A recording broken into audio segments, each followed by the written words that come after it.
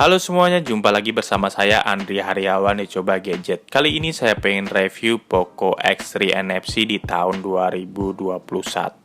Secara kelas dia masuk kelas mid-range dan Poco menjuluki ini sebagai mid-range killer di angka 3 jutaan. Dia mempunyai layar 6,67 inci full view display dengan desain kamera O display di bagian atas dan wallpaper hitam, jadi nggak kelihatan kamera di bagian atasnya. Dan kamera bagian atasnya O-display dibekali dengan 20 megapiksel kamera yang cukup oke dan cukup keren untuk penghasilan foto selfie dan lain sebagainya. Di bagian kiri itu terdapat SIM card tray yang berisi hybrid 1 SIM dan 1 tambahan SD card atau 2 SIM.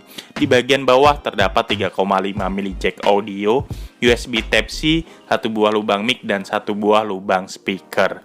Sedangkan di bagian kanan terdapat tombol power sekaligus fingerprint di samping dan tombol volume bottom di bagian atasnya.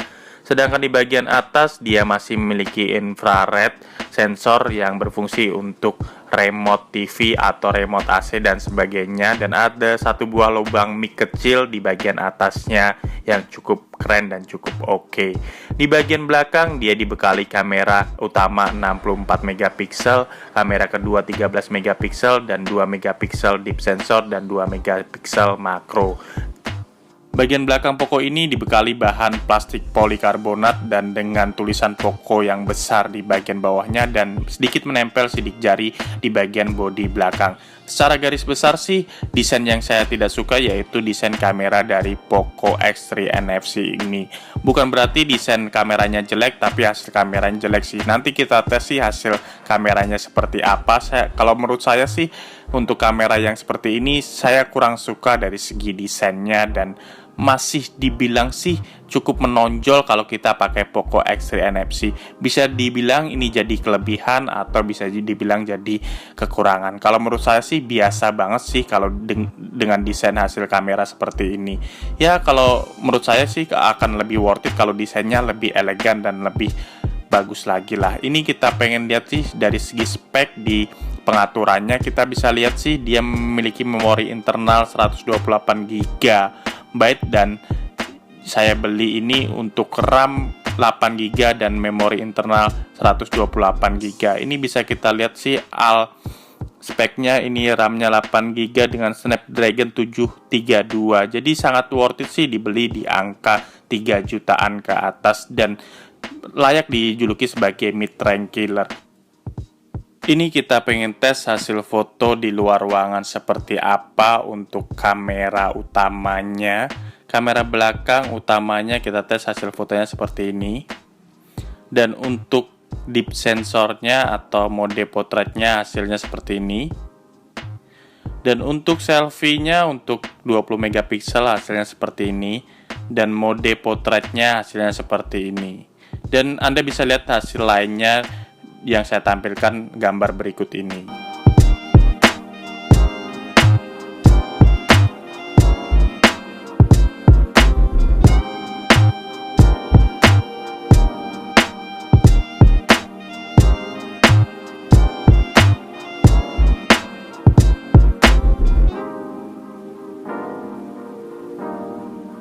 Adalah hasil video di Poco X3 NFC. Untuk filenya sih ukurannya Full HD sudah cukup oke. Nih kita bisa lihat sih sangat stabil kalau menurut saya untuk HP mid-range killer di angka 3 jutaan dan sangat keren sih. Sorry ada suara-suara di sebelah saya jadi ya cukup terganggu sih. Kalau menurut saya masih worth it sih untuk dibeli di angka 3 jutaan. Ini adalah hasil video belakang pada Poco X3 NFC, sudah cukup oke dan cukup keren, resolusinya juga cukup jelas, HDR-nya juga sudah cukup jelas, kelihatan dari awannya seperti apa, kita bisa lihat sendiri sih. Untuk videonya sudah cukup oke dan cukup keren, dan kayaknya sih ada stabilizernya yang lumayan stabil untuk perekaman video, jadi masih worth it sih untuk dibeli di angka 3 jutaan. Secara garis besar fotonya sudah cukup oke dan cukup lumayan. Dan ini kita pengen nonton video di HP ini seperti apa. Dia dibekali dengan baterai 5310 mAh baterai dengan layar Corning Gorilla Glass 5 yang cukup elegan dan cukup oke sih kalau kita menonton Full HD di HP ini. Cukup membuat kita nyaman dan cukup betah sih kalau nonton video di HP ini. Dan kita pengen tes untuk bermain game ML seperti apa. Dalam segi bermain game ML untuk HDR-nya atau grafiknya dia bisa ke grafik yang tertinggi. Jadi masih worth it untuk bermain game ML. Apalagi RAM 8GB dan memori internal 128GB sangat membantu penyimpanan di HP ini dan ya tidak nge-lag lah kalau kita bermain game ML di HP ini, kecuali sinyalnya aja yang buruk. Tapi untuk game ML di HP ini cukup worth it dan cukup keren sih kalau menurut saya. Untuk permainan game Mobile Legends cukup oke dan cukup keren sih. Ini bisa kita lihat sendiri. Dan kita pengen tes untuk bermain game PUBG seperti apa. Apakah bisa di settingan yang grafik yang tertinggi atau rata kanan itu? Ya belum sih, kalau menurut saya di settingan masih di smooth, ultra HD dan medium yang HD aja sih. Jadi belum bisa rata kanan banget karena belum di unlock. Mungkin kalau di unlock bisa sampai ya ultra HD lah. Kalau ini masih settingan yang biasa-biasa aja sih dan masih worth it aja kalau kita bermain game PUBG di HP ini.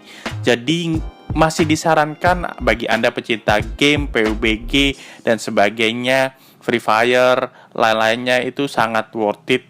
Dan HP ini wajib dibeli sih kalau Anda budgetnya cuma 3 jutaan. Secara kesimpulan, HP ini paling worth it di mid rank atau harga 3 jutaan dan sangat rekomendasikan bagi Anda pecinta game atau fotografi. Sayangnya dari segi desain bagian belakang sih nggak terlalu oke, tapi dari segi spek dan lain sih sangat-sangat worth it dibeli di 2021. Sebelum memutuskan untuk membeli HP ini, silakan lihat spek lengkapnya di bagian sebelah kanan pada video ini. Kira-kira masih layak nggak dibeli di angka 3 jutaan dan di kelas mid rank atau di kelas menengah? Saya rasa sih dalam segi review saya rasa cocok-cocok aja untuk harga 3 jutaan dengan spek segini, dengan RAM 8GB dan memori internal 128GB sangat cocok dan sangat worth it. Apabila Anda suka pada video ini, silahkan klik like, dan apabila tidak suka, silahkan klik dislike. Salam dari saya, Andri Haryawan di Coba Gadget.